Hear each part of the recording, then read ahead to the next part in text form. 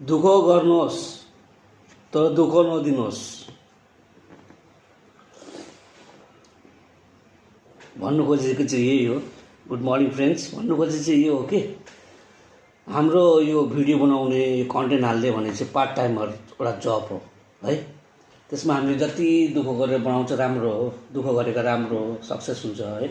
तर दुःख गऱ्यो भन्दा पनि फ्यामिलीलाई चाहिँ दुःख नदिनुहोस्, उनीहरूलाई प्रब्लम हुन्छ है। बच्चाहरूलाई राम्रोसँग हेर्नुहोस्, हाम्रो भिडियोको चक्करमा बच्चाहरूलाई फेरि प्रब्लम नहोस् हैन। बच्चालाई हेर्नुहोस्, आफ्नो बुढालाई या आफ्नो बुढीलाई सबै कुरो हेरेर चाहिँ बाँकीको रहेको परेको टाइममा चाहिँ तपाईँहरू यो सब बनाउनुहोस् राम्रो हैन। म त्यही भन्न चाहन्छु कि कसो फ्रेन्ड, यो मेरो सोचाइ गलत हो या सही हो, तपाईँहरू कमेन्ट गरेर भन्नुहोस्।